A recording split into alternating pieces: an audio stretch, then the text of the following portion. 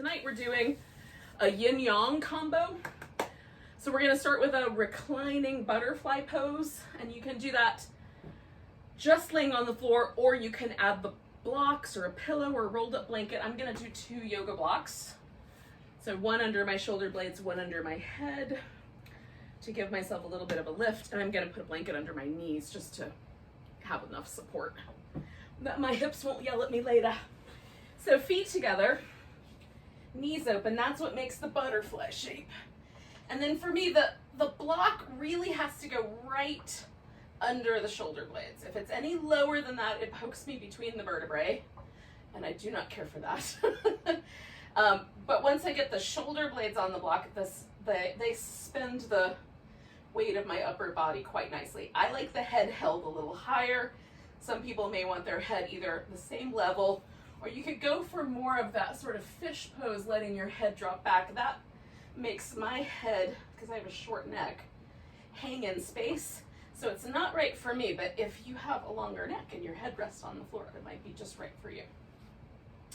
All right, so I've got my legs supported so that I'm feeling a stretch in my inner thighs, but not too much. I've got myself positioned so that the block is holding me reasonably comfortably. The blocks are quite firm, but it's comfortable. And then I'm getting this little sense of stretch right here in the front of my shoulder. And so I'm gonna let myself try to relax all the other muscles now. So around my mouth, around my eyes, the shoulders, everything that I can relax, I will.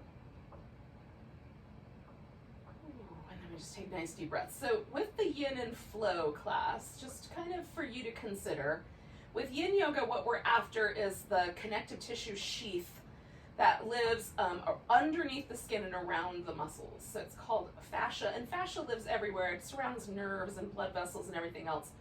But the parts of it that we're most concerned about is the superficial fascia that lives right underneath the skin, that can get kind of adhesions in it that make the skin not move over the muscle as easily. And sometimes you'll experience that as like tension or stickiness. It can limit your range of motion. And then also every muscle is wrapped in fascia, and anywhere there's 2 muscles that touch each other, so like the muscles on the outer hip, the muscles in the thigh, and even to some degree the muscles in the upper back shoulder area, anywhere where muscles touch and there's that layers of fascia that are kind of on top of each other, we can get little adhesions there too, and it's just sticky collagen fiber that grows in there. And the notion with this practice is just that we're going to bring more hydration into the tissue. So we hold a stretch for a really gentle kind of stretch sensation. We're putting pressure, a little stress on the tissue, and we stay for a while. And we we move in and out of that slowly. What the net result of that is that we increase the amount of hyaluronic acid that's in that tissue, and thereby increase the amount of fluidity. So more fluid goes in between those layers, in the joints, and it makes under the skin, it makes the body just move a little more smoothly. So we feel almost, at least I do, feel almost like that scene from A Wizard of Oz where the Tin Man finally gets the oil on his joints and he feels all jiggly and dancy. That's kind of the idea. So we're not lengthening the tissue, we're not making our hamstrings longer, we're just releasing any sticky adhesive tissue so that we move more smoothly. So we're going to stay here for another minute. While we're doing that, I'll continue my lecture. But in any case, because that's the goal, right? That's the end goal. We do the yin first because we want the stress to go into the connective tissue. And if the muscle is super warm, then the stress actually lands in the muscle instead. The muscle gives way and lengthens, and we don't get quite the same effect, not quite the same impact.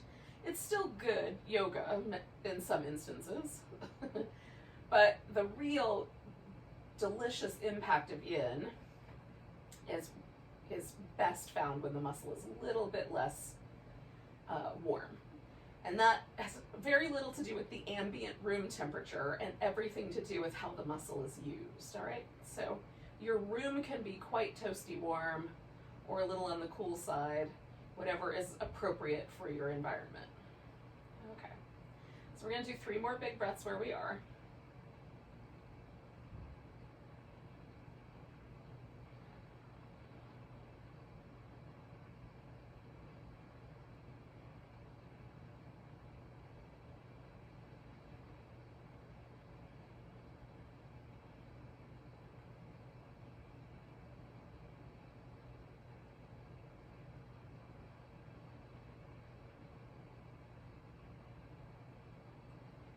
Now I'm going to bring my knees together first, and then that will give me an opportunity to roll to the side and take the blocks out from underneath me. We're going to stay on our back for one more little pose sequence. But before we get to that, it's nice to just see how the blocks, or whatever you had, if you had a blanket underneath you or a pillow underneath your back, just to see how that landed you. You can also, if you didn't have anything, you just started on the ground, just notice how your hips responded, or the inner thigh is different maybe than the outer thigh as a result of the butterfly pose. So we're just noticing how the body sort of responds. What I love about the yoga blocks, the firmer surface, is that when I put those under my back and then come off of them, there's this kind of sensation of widening. It's like my upper back spreads out like a giant meadow into the horizon line. And I like that sensation. Usually my shoulders feel quite kind of stiff or tight, especially the right one. There's some scar tissue there. And so having this kind of sense of everything softening out is very pleasant. Now, what you want to notice is, does the yoga pose have a pleasant after effect? Or is that after effect something that feels like sore or tender or a little bit, a little vulnerable, or maybe a little unstable? If you get those sensations, then you might need a little more support. You might need to prop up the legs a little bit more, or the hip, or whatever it is, whatever the pose has created. Don't go quite so deep into the practice. Whenever we feel sore or unstable, or anything that you might just consider unpleasant, we modify those things with the props and the length, the range of motion that we did for that pose. And motion might be the wrong word, but you get the idea. Like how much we extended, if that's, again, not scientifically, but in any case, hopefully you understand me. Oh, some days I struggle. All right, so we're gonna do a banana pose. So essentially we're just gonna stay laying on our back, but we're gonna shape ourselves like a banana. So make sure you've got enough room. You can extend your arms over your head. If you need to readjust yourself in your environment, do. And then you just bend yourself over to one side. So from the waist, I bent my upper body to the left, and then I just swung my legs over to the left. So that's enough. That could be it. My hip is still resting on the floor, and the shoulder blade is still resting on the floor, so I'm not on my side. And then one extra little potential addition. This is the side that's the longest, right? My right side is stretching, my left side is curling in. I could take my right leg and cross it over the left leg at the ankle, and as I let my right hip get heavy, it pulls a little more on this IT band. So if I didn't feel sensation in this outer hip and I want to, then that's one little extra that I could add on. And then for me, these big muscles in the back that start down here and come up toward the shoulder, those are nice to release by extending the arm over. So I take this arm and kind of fold it so that I provide a support for the longer arm. So now my right side is the side that I'm most interested in relaxing, although the left side will go along for the ride. But this is the side where I'm getting more sensation. So check in with yourself and see which is true for you.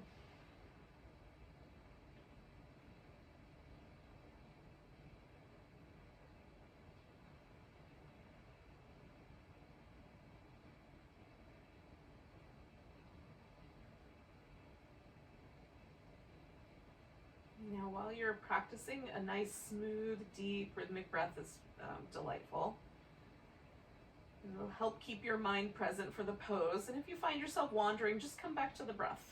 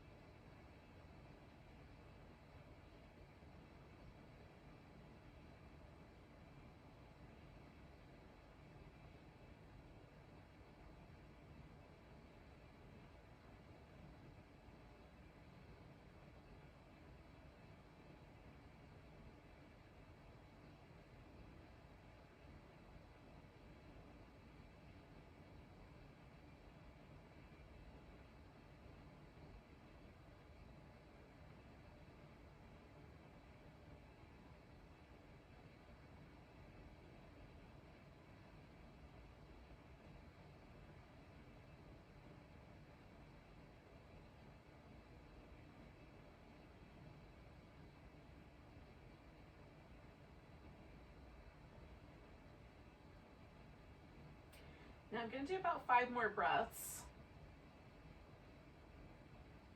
About 30 more seconds or so. See if you can relax a little more deeply if any of the muscle in your body is kind of holding you or trying to grip a little bit around your hip.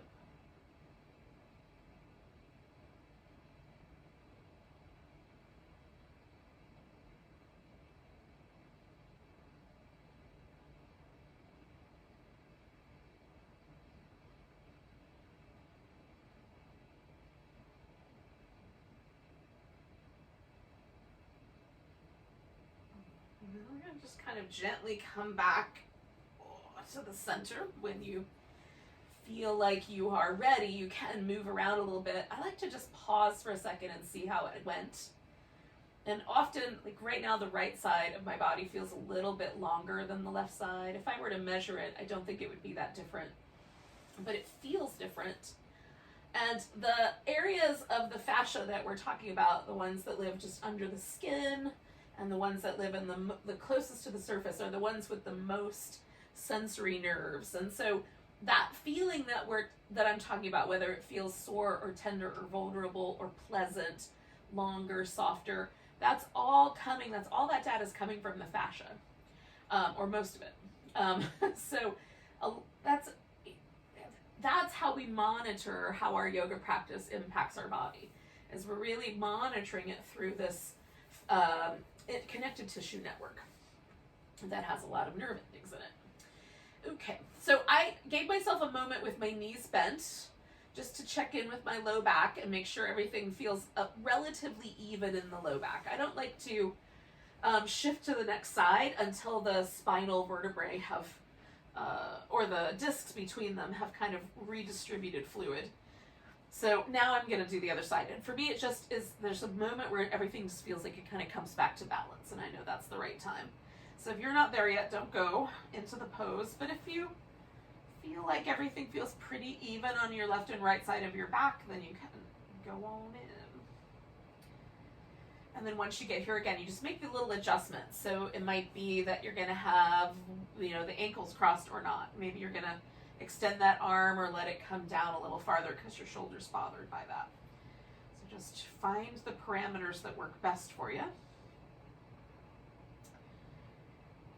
Let your body relax as deeply as you can. And I find that it gets easier as I hold the pose to relax. And then breathe deep, smooth, rhythmic breaths.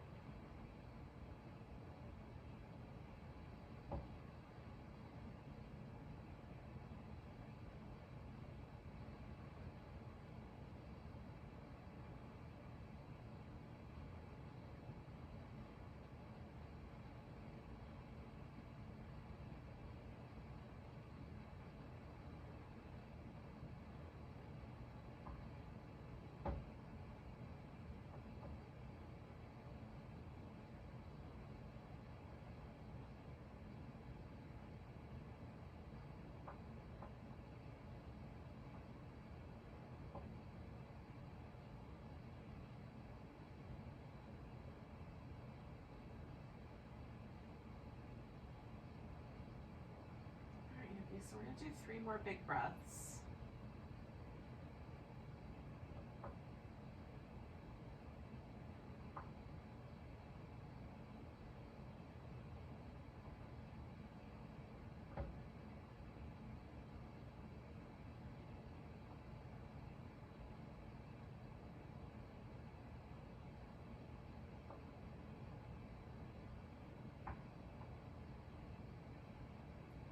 Take a big inhale and meander back to the center with your exhale. And then again, like I just check in for a second, see how things went. And then I might do some movement. Okay, so that's what we're gonna do on our back, those 2 poses. So we did some work for the kind of flank of the body, so a little release for everything that lives on the sides. And we're going to do one more little sequence that's specifically to the hips. Well, it's 1 pose on each side. So you can choose a couple of different options. I'm going to do a square pose, but you can do the swan / pigeon pose if that would be better for you. Okay? So we're going to kind of stay in this outer hip range. So for me, the square pose means that I'm going to stack one leg up on top of the other, as close to making a square as I can. I'm gonna put a block in front of my shin because it's a little more comfortable that way. But you could do the shoelace, which is to bring the knees on top of each other. Or you could do a swan, which is one leg forward and the other leg back, like that, okay? So that's up to you, since there's 2 different sides. You can do which one you want. In all cases for me, they kind of target the outer hip. Each one does it slightly differently. This one's the most comfortable probably of the 3 for me. Well, swan and this one might be equal. But they just kind of gently or slightly differently target the hips. So just pick the one you like the best or the one that's the least problematic for you. There's some reflected light going on. Just realizing what was happening. So we're just gonna breathe nice and deep and smooth.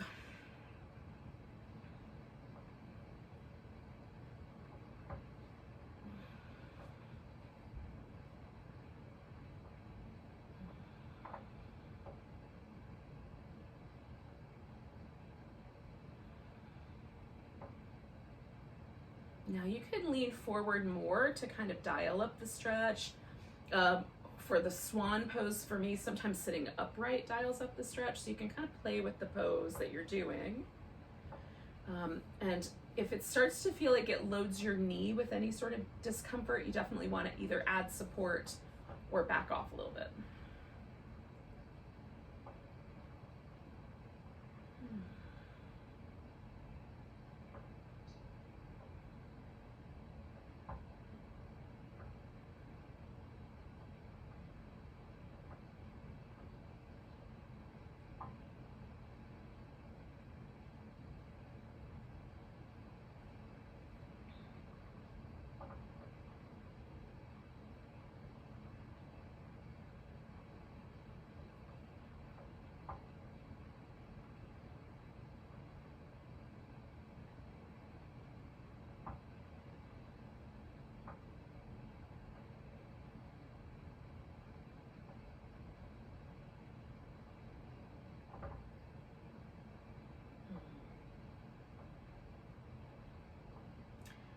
Stick around here for about another 5 breaths.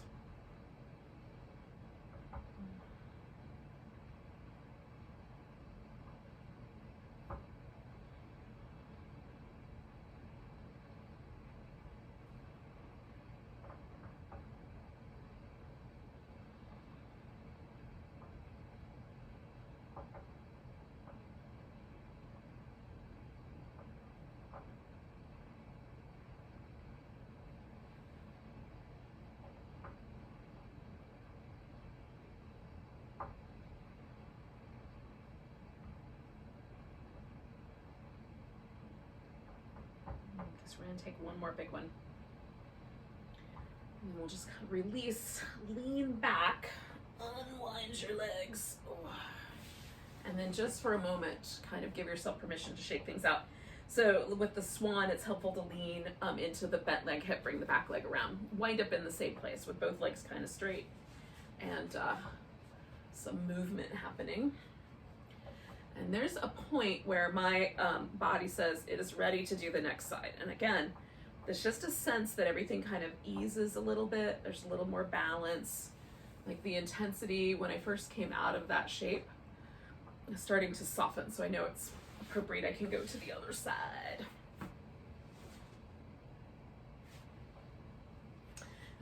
Sometimes I have to double check that I'm actually doing the other side. So when you're ready, you'll just switch legs as to which one, you know, give yourself more time if you need more time. As to which one is the right one, which pose, which, you know, entry time or exit time. So we're gonna stay a little while, about 3 minutes.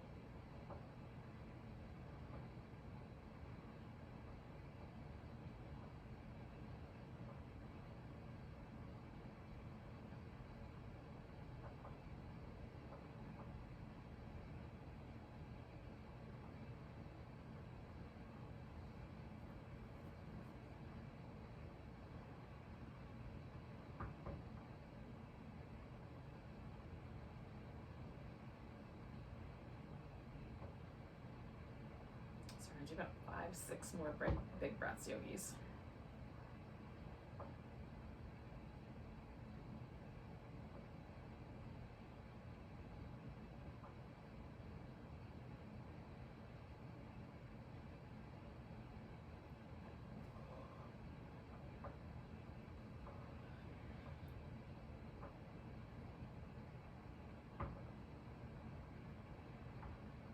Just notice.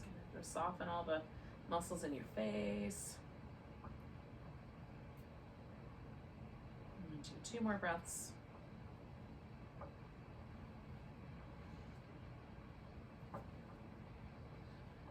And then we'll float all the way up, lean back, and pretzel. Give yourself a little movement.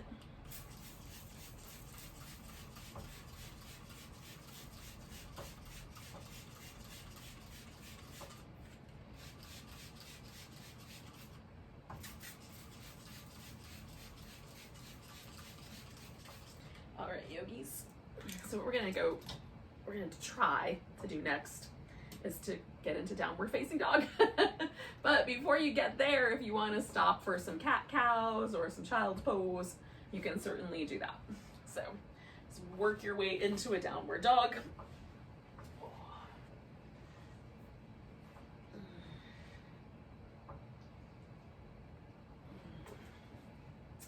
Once you get there, you can spend a little time taking your dog on a walk, kind of walk your heels up and down. Move the shoulders up and down. Shake out your head. Sometimes I like to take the dog into some slightly more liquefied places. And then you'll kind of come to a point where you feel like you're ready to be done either being upside down or just with the pose itself. And so you can sort of come out of there abruptly, or like I'm doing, sort of meander your way out.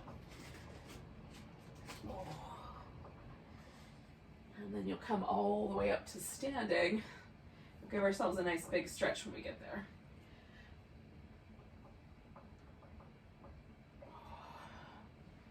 All right. Give everything a little shimmy. And then we're going to find a mountain pose. So we'll do a little flowing sequence that sort of focuses on standing poses.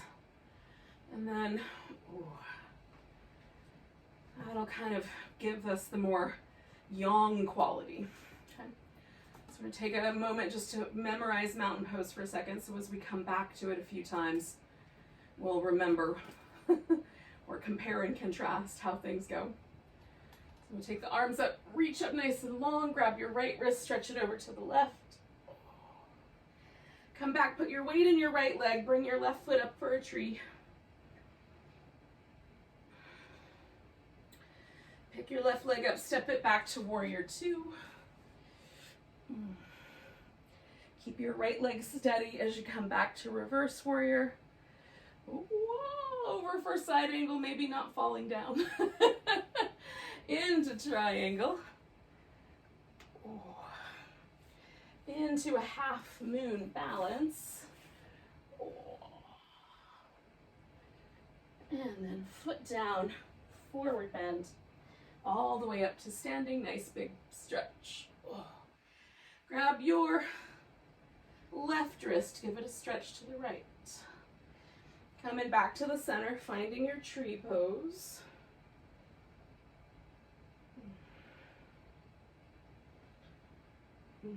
Picking up that right leg, stepping back to warrior two. Taking it to reverse. Side angle. Triangle. Half moon balance. Whee!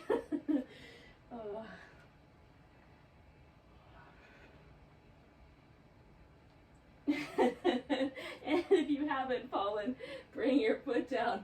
Come up halfway. Hold. Come all the way up. Nice big stretch. And then we're going to find our mountain pose again. So you'll notice, is there any difference in the way the mountain pose is kind of hitting you now compared to how it was to begin with? So mine feels a little bit lighter. There's a little different sensation in my body. So taking the arms up, nice big stretch. Right wrist over to the left. Come into tree pose, left foot up.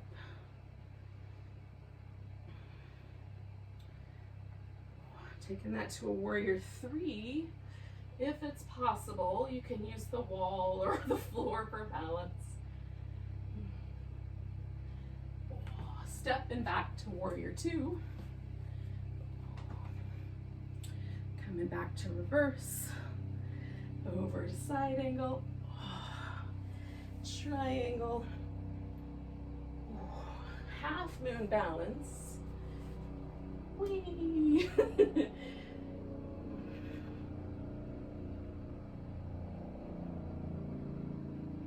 gonna land. Turn, whoa! If you don't fall over, turn all 10 toes forward.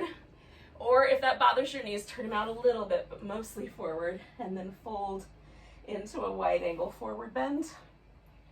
And just see how far forward your body wants to. Your body may want to stay up a little higher, right? Not go as low. Oh. We're all built a little differently. Just go with what you've got. Now we're going to turn the toes out. And then I'm going to let my knee go right to the point where it's just over my toe, but not any farther. Some people are comfortable letting their knee go quite a ways further out. So just coming back and forth. And I'm turned my toes so that they go the same direction as my knee. as I move here. Okay, one more. And then we're going to step this foot back up front, come up halfway, exhale, fold, come all the way up to standing, give it a big stretch. Grab your right wrist, stretch it to the left. Tree pose with the right leg lifted.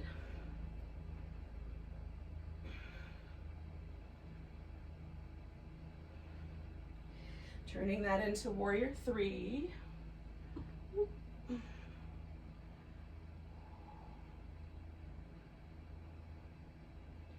Warrior 2. I'm super wobbly tonight. I don't even know why. I pulled this all fine this morning.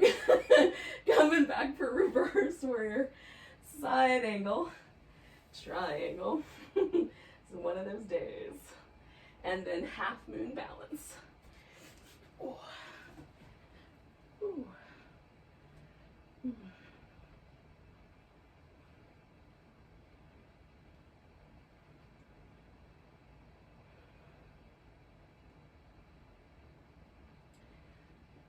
So again, we're going to take this leg back down. Take a wide angle forward bend.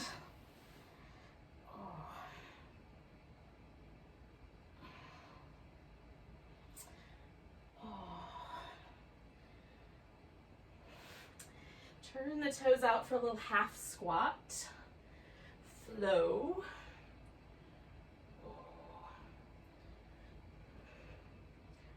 And just notice where you're feeling the impact of that. Groins, inner thighs, knees, wherever it might be. Make sure it's appropriate. Okay. So now, we're going to step ourselves back up to the top here. Come up halfway, fold, come all the way to standing.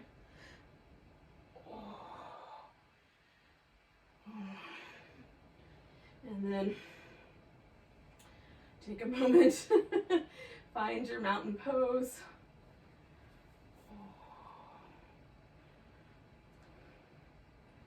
And just see how you might feel. And maybe it's different, maybe it's exactly the same the first time.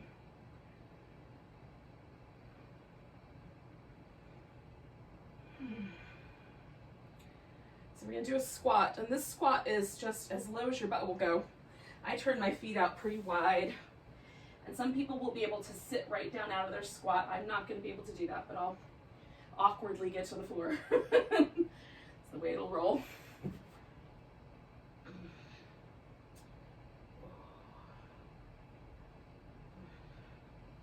So we're going to sit ourselves down. And today is December 2nd, so we're doing the boat pose challenge. So we're going to bring our legs up, and you can just hold on, do this boat, or you can add a little pulsation. 10, 9, 8, 7, 6, 5, 4, 3, 2, 1. Drop the feet and return to your butterfly shape. It's a boat pose after party pose.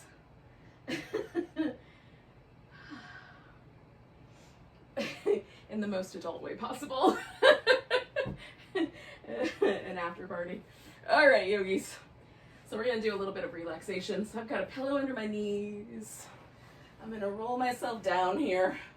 If you would like, you could do legs up the wall, or put your legs up over the couch or chair or bed, whatever you got in your room with you. Most of us are probably home practicing in whatever space we can carve out for our yoga. There are some folks who are lucky enough to have a room all for their yoga, which is super nice. And so if that's the case, you might have an empty wall.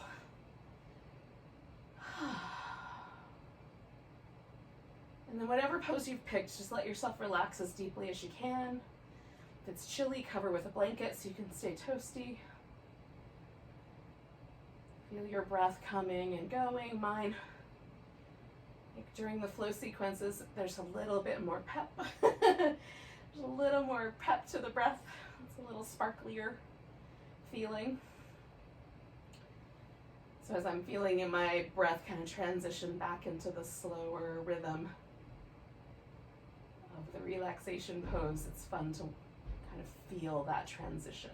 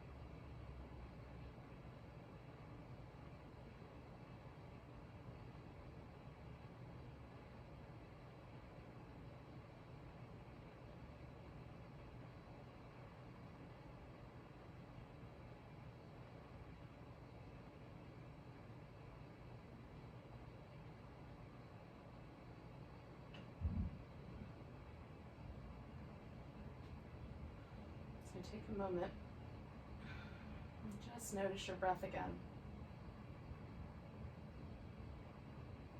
I'm not going anywhere yet, but just pause and feel the body as it responds to the breath.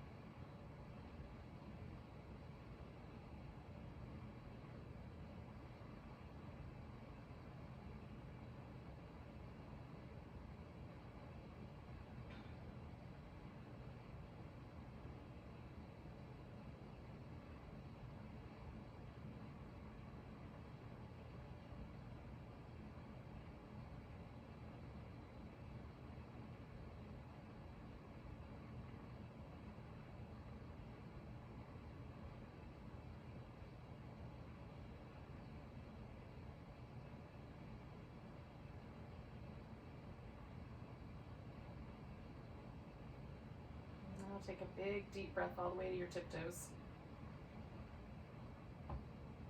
Let go with a big sigh. Start with some little finger and toe jiggles. Stretch out your hands and do that again. And then do some little wrist and ankle movements. I like to do little fluid, circular, all kinds of shapes. And then give yourself a little return to that banana stretch from the beginning just for a short time. And maybe, I like to do this, bring your knees in, give yourself kind of a rock right there on your low back. Oh, it feels good. And then, yogis, we're going to bring ourselves up to a seated position. One way or another. So we can say goodnight to each other.